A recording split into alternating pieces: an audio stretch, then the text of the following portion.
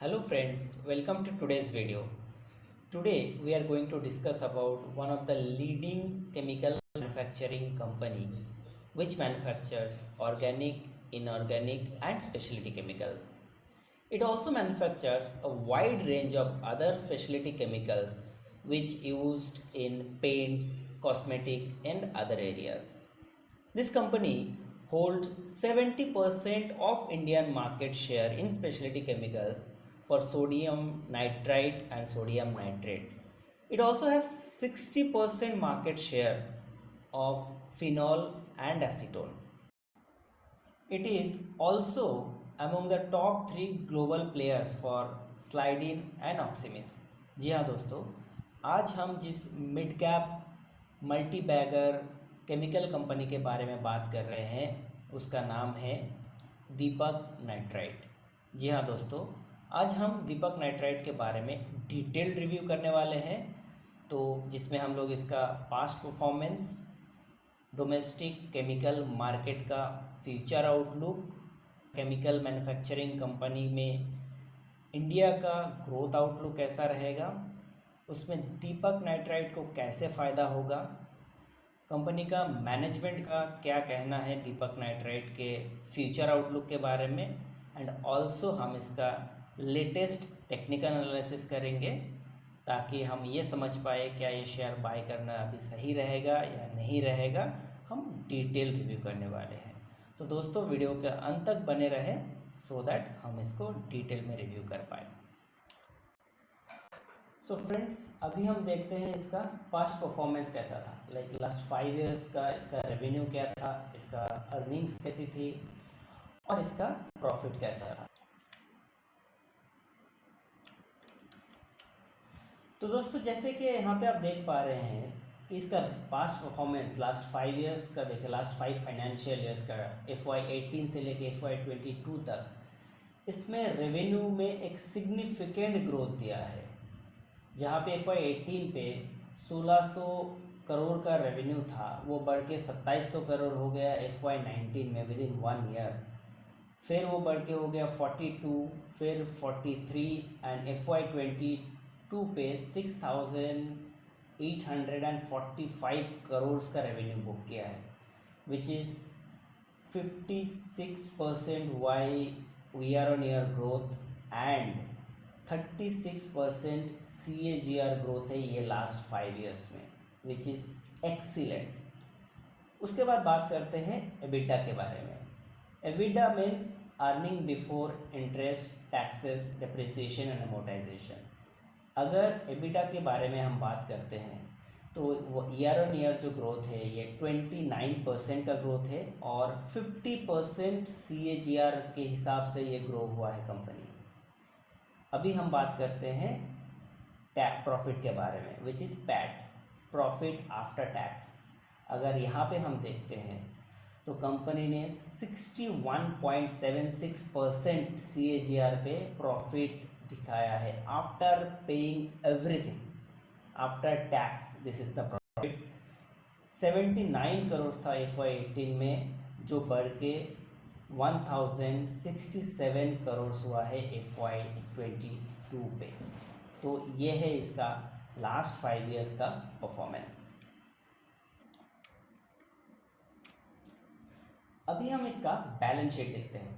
So balance sheet में पहली चीज़ जो हम देखेंगे वो है इसका नेटवर्थ। कंपनी का नेटवर्थ अगर आप देखेंगे तो लास्ट 5 इयर्स में हमेशा ये ग्रो ही हुआ है। तो अगर एनुअल ग्रोथ के बारे में हम बात करते हैं विच इज़ 42%, और अगर कंपाउंडिंग एनुअल ग्रोथ के बारे में हम बात करते हैं विच इज़ CAGR, इस 36% के हिसाब से ग्रो हुआ है। कंपनी का एसेट में भी सिग्निफिकेंट ग्रोथ हुआ है year on year and CAGR पे।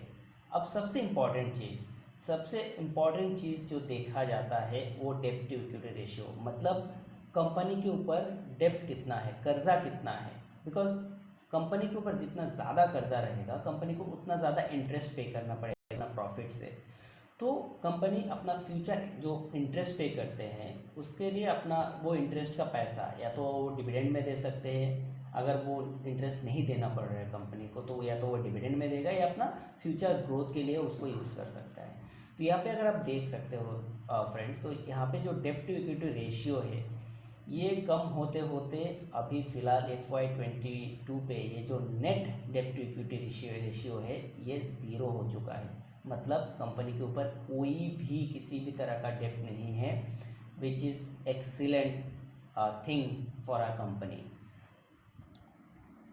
तो अभी सवाल ये है, अगर कंपनी ने इतना अच्छा प्रॉफिट किया है तो कंपनी के अर्निंग पर शेयर भी काफ़ी अच्छा होना चाहिए, और अगर अर्निंग पर शेयर अच्छा है तो कंपनी अच्छा डिविडेंड भी पे करेगी, राइट। तो अभी देखते हैं हम इसका अर्निंग पर शेयर कैसा है।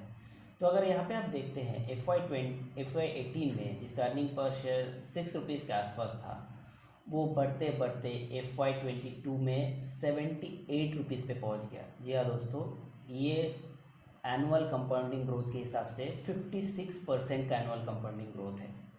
और डिविडेंड के बारे में बात करते हैं, कंपनी जो इतना प्रॉफिट करती है उसका डिविडेंड भी पे करते हैं अपना शेयर होल्डर्स को। FY18 पे जो 1 रुपये का डिविडेंड देते थे, वो FY22 पे 7 रुपीज़ पर शेयर का डिविडेंड पे करते हैं। मतलब अपना 42% एनुअल कंपाउंडिंग ग्रोथ रेट के हिसाब से ये अपना डिविडेंड भी दिया है अपना शेयर होल्डर्स को। तो दोस्तों ये तो था इसका पास्ट परफॉर्मेंस। अब सवाल ये है कि पास्ट परफॉर्मेंस के ऊपर बेस करके क्या हम ये शेयर खरीदें? जी नहीं, हमें ये भी देखना पड़ेगा कि ये कंपनी का फ्यूचर आउटलुक कैसा है। ये जिस इंडस्ट्री से बिलोंग करता है, इंडिया में उसका ग्रोथ आउटलुक कैसा है, गवर्नमेंट इस इंडस्ट्री के ग्रोथ के बारे में क्या क्या स्टेप ले रहे हैं वो जानना बहुत ज़रूरी है। अगर इस कंपनी का फ्यूचर पर्सपेक्टिव अच्छा रहेगा तभी हम इसमें इन्वेस्ट करने के बारे में सोच सकते हैं। तो चलिए पहले देखते हैं इंडिया का ग्रोथ आउटलुक कैसा है, और इंडिया का ग्रोथ आउटलुक में ये केमिकल इंडस्ट्री का कितना कंट्रीब्यूशन रहेगा, और उसके इस इंडिया का ग्रोथ के साथ इस केमिकल इंडस्ट्री का कितना ग्रोथ हम एक्सपेक्ट कर सकते हैं नेक्स्ट 10 ईयर्स में।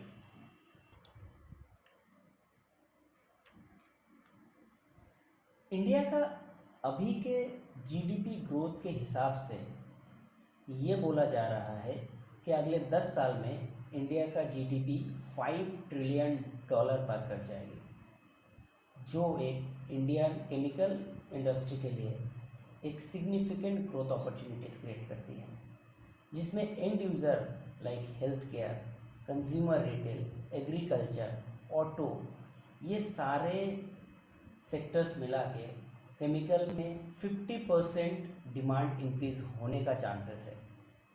इंडियन गवर्नमेंट केमिकल इंडस्ट्री को सपोर्ट करने के लिए FY22-23 बजट में 209 करोड़ का PLI स्कीम का भी अनाउंस किया है, जो केमिकल इंडस्ट्री का एक बड़ा सपोर्ट बनेगा फॉर देयर ग्रोथ।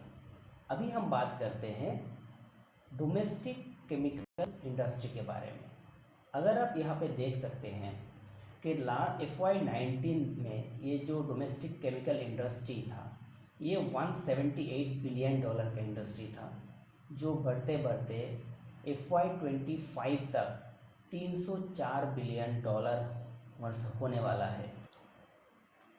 तो दोस्तों अभी हम देखेंगे कि दीपक नाइट्राइट के मैनेजमेंट का क्या कहना है, दीपक नाइट्राइट का ग्रोथ आउटलुक के बारे में, एंड इंडियन केमिकल इंडस्ट्री का ग्रोथ आउटलुक के बारे में मैनेजमेंट का क्या कहना है। तो दोस्तों यहाँ पे हम देख सकते हैं दीपक नाइट्राइट के जो चेयरमैन एंड MD है उनका क्या कहना है। CRISIL का एक रिपोर्ट है जिसमें ये कहा गया है कि Indian chemical speciality chemical industry जो है वो चाइना का केमिकल इंडस्ट्री को आउट परफॉर्म करने वाले हैं, एंड इंडिया का जो केमिकल स्पेशलिटी केमिकल इंडस्ट्री है जिसका पूरा ग्लोबल में मार्केट शेयर जो था अराउंड 3 to 4%, वो बाय 2026 वो 6% तक जा सकता है। तो दोस्तों यहाँ पे हम अंदाज़ा लगा सकते हैं कि कितना ग्रोथ अपॉर्चुनिटीज़ है इंडियन केमिकल इंडस्ट्री का और मैन्युफैक्चरिंग कंपनी के लिए, और इससे दीपक नाइट्राइट को क्या फ़ायदा होगा। मैनेजमेंट का कहना है कि दीपक नाइट्राइट के लिए ये एक स्ट्रॉन्ग रेवेन्यू ग्रोथ अपॉर्चुनिटी ला रहा है, जिसमें वो 18 से 20% तक का ये ग्रोथ एक्सपेक्ट कर सकते हैं रेवेन्यू में। एंड नेक्स्ट फिजिकल ईयर में 14 to 15% ग्रोथ आउटलुक हम लोग एक्सपेक्ट कर सकते हैं, जो ये लास्ट फिजिकल में सिंगल डिजिट ग्रोथ रिपोर्ट किया है। तो दोस्तों चलिए देखते हैं अभी दीपक नाइट्राइट के कस्टमर बेस के बारे में। लाइक दीपक नाइट्राइट किसको किसको अपना जो प्रोडक्ट्स है वो डिलीवर करते हैं, एंड दीपक नाइट्राइट के पास कितना पाइपलाइन है, ऑर्डर्स पाइपलाइन कैसा है, तो वो देखते हैं अभी। उसके लिए अगर यहाँ पे हम अगर देखते हैं राइट, सो दीपक नाइट्राइट के पास जो कस्टमर बेस है वो काफ़ी स्ट्रॉन्ग है। ओके, लाइक इसका अगर हम देखेंगे तो मेजर जो प्लेयर्स है, Reliance, Hindustan Unilevers, UPL, Aurobindo, doctor Reddy's, Biocon, Sun Pharma, Divi's lab, तो ऐसे इंडियन ऑयल, ऐसे बहुत सारा कस्टमर्स है जो मेजर प्लेयर है राइट, और ये सारे दीपक नाइट्राइट के कस्टमर हैं। सो दोस्तों अभी आप इमेजिन कर सकते हो कि इसका कस्टमर बेस कितना स्ट्रांग है और इसका ऑर्डर पाइपलाइन कितना स्ट्रांग रहेगा। तो अब अभी अगर यहाँ पे हम देखते हैं कि ये जो कमेंट्री है, ये लास्ट क्वार्टर का जो अनाउंसमेंट था, लाइक क्वार्टर के लिए रिजल्ट अनाउंसमेंट मैनेजमेंट कमेंट्री पे ये उठ के आया है कि दीपक नाइट्राइट के पास अभी $15 billion worth of project lined up है कंपनी के पास। तो दोस्तों आप समझ सकते हो कि इसका ऑर्डर बुक कितना स्ट्रॉन्ग है आगे के लिए। तो दोस्तों क्विकली अभी हम दीपक नाइट्राइट का टेक्निकल एनालिसिस देखते हैं। उसके लिए हम चलते हैं सीधा चार्ट पे। अगर चार्ट पे हम देखते हैं यहाँ पे दीपक नाइट्राइट का, तो अभी फ़िलहाल जो प्राइस चल रहा है वो अराउंड 2250 रुपीज़ के आसपास चल रहा है इसका प्राइस। तो यहाँ पे अगर आप देख सकते हो, यहाँ 2 जून के आसपास एक सिग्निफिकेंट, 3 जून को एक सिग्निफिकेंट सेल ऑफ आया था, और भी काफ़ी ज़्यादा वॉल्यूम के साथ। उसका रीज़न ये था कि 2 जून को एक फायर इंसिडेंट हुआ था इसका गुजरात के एक प्लांट पे। उसके बाद उसका गवर्नमेंट का नोटिस भी आया था to shut down that plant for like audit and all. So उसके बाद उसको क्लियरेंस भी आ गया है, and now they have got everything clear right. तो इसका अगर टेक्निकल एनालिसिस देखेंगे दोस्तों यहाँ पे, तो यहाँ पे हम देख सकते हैं कि इसका एक मई से एक पैटर्न शुरू हुआ था। ओके, और जो पैटर्न अभी यहाँ पे हम देख सकते हैं अराउंड सितंबर के आसपास ये पैटर्न कंप्लीट हो रहा है।